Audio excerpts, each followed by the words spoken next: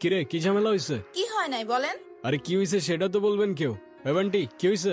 ভাইয়া বরের নামে একটা মিস্টেক হয়েছে, পি এর জায়গায় ডি হয়ে গেছে। এই তোর বড় ঝামেলা? হ্যাঁ এদিকে আউট অফ কন্ট্রোল সিচুয়েশন।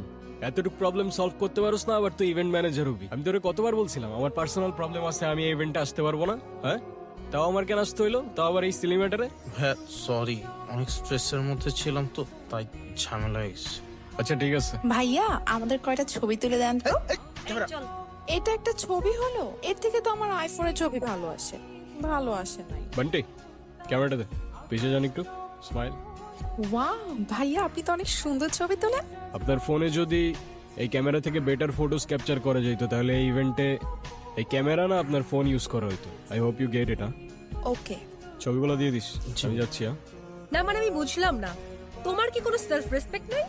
তুমি আমার ভাইয়ের গায়ে হলুদ এসে ইভেন্ট ম্যানেজমেন্টের কাজ করতেছো, আবার আমার রিলেটিভসদের ছবি তুলে দিতেছো, আর এদিকে বাবাকে বলে রাখছি তার সাথে তোমাকে দেখা করাই দিই। এখন সেই যদি এই অবস্থায় তোমাকে দেখে কি হবে একবার ভাবছো? কি হবে? আবার জিজ্ঞাসা করতেছো কি হবে? Are you serious? এখন আমার দোষটা কোথায় আমাকে বলবা? হ্যাঁ এখানে একটা সিলি ঝামেলা হয়েছিল, উইচ আই ডিডন্ট নো। আমার কিছু করার ছিল না, বান্টি আমাকে বারবার কল দিয়ে জ্বালায় মারতেছিল। ইভেন আমি ওকে বলেও রাখছিলাম যেন আমাকে কল না করে, আমার যেন এখানে আসতে না হয়। বাট টিমটা তো আমার, কোনো প্রবলেম হইলে আমাকেই তো দেখতে হবে, রাইট?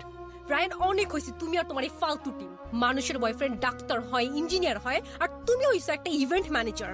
আজ যাইরা বাবা যদি জানতে পারে তুমি একটা ইভেন্ট ম্যানেজমেন্টে কাজ করো, কোনোদিন তোমার সাথে আমাকে বিয়ে দিবে না।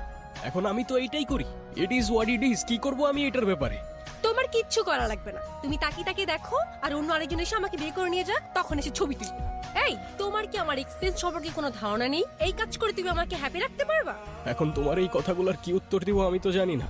আমি যতদূর জানি ভালো থাকতে খুব বেশি কিছু তো লাগে না। পকেটে 2 বেলার খাবার, বাসা ভাড়ার খরচটা, আর পাশে ভালোবাসার মানুষটা থাকলেই তো এনাফ হবার কথা না? এই তোমার এসব ইনস্টাগ্রামের রিলসের ডায়লগ আমাকে শোনায় না। গত 2 বছর একই কথা বলে আসতেছো। বাবা অলরেডি আমার জন্য একটা ছেলে ঠিক করে রাখছে, আর তার বাবা অনেক রিচ।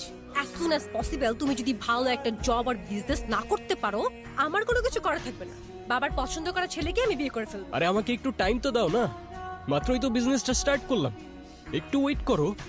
এরপর যদি ভালো কোনো রেজাল্ট না আসে, দরকার হয় আমি প্রফেশন সুইচ করে ফেলবো, আই প্রমিস।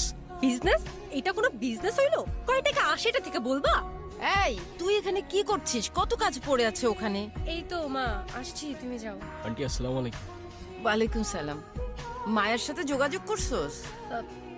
না কাউকে পাঠিয়ে মায়াকে একটু আনার ব্যবস্থা কর না মা, প্লিজ।